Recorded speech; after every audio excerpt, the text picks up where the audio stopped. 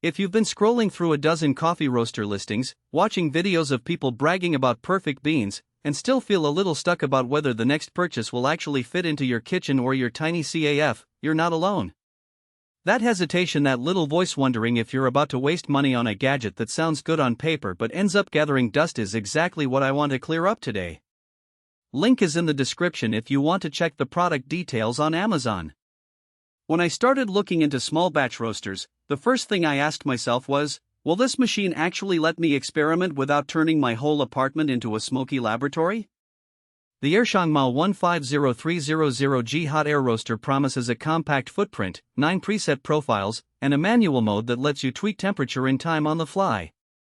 Those claims sound promising, but the real question is how they translate when you're grinding beans at 7 a.m. before work, or when you're trying to serve a consistent cup to a handful of regulars in a weekend pop-up. Let's start with the day-to-day workflow. Loading the hopper is straightforward. You pour up to 300 g of green beans, which is roughly enough for 2 to 3 standard 12-ounce bags of roasted coffee. The machine then pulls hot air through the beans, and you watch the color change through the clear housing.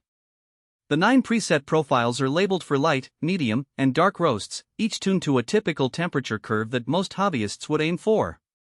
If you've ever tried a one-click roast on a cheaper consumer unit, you'll notice that these profiles actually produce a more nuanced development stage, thanks to the way the hot air system circulates evenly. What I found most useful in real life is the manual control mode.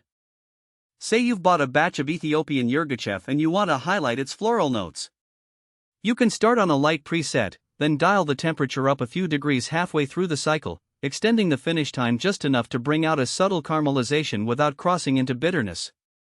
This level of hand-sync tweaking is something you rarely get from the $200 plus entry-level roasters that only offer low, medium, and high without any feedback. For a home enthusiast who enjoys the science of coffee, that flexibility is a genuine value add.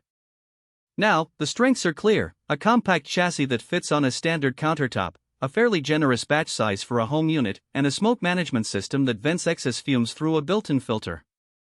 In practice, the filter reduces the acrid smell that many first-time roasters complain about, meaning you can fire up a batch even in an apartment without installing a dedicated exhaust.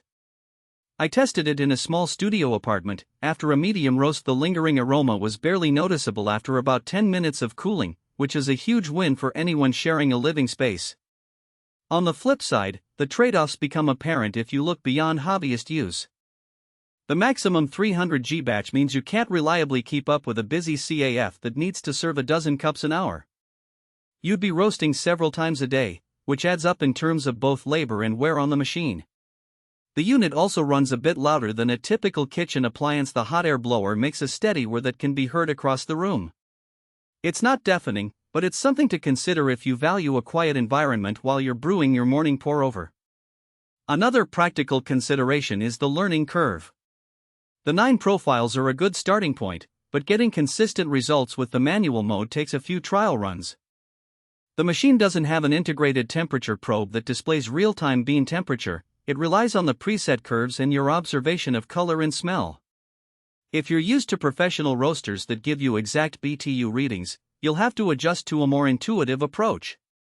That said, the included Expert Roasting Guidance and Tips booklet walks you through typical roast curves for popular origins, which helps flatten the learning curve for newcomers.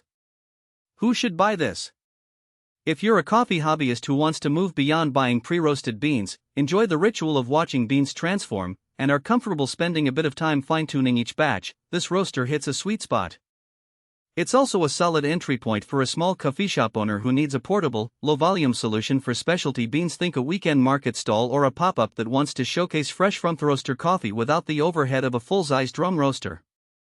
The price point sits comfortably below many commercial units, yet it offers enough control to make the learning experience rewarding. Who should skip it? If you're looking for a set-and-forget solution that will churn out dozens of pounds of beans daily, or if you live in a very tight space without any ventilation options at all, you might be better off with a larger capacity roaster that includes a built-in extraction system, or simply stick with high-quality pre-roasted beans.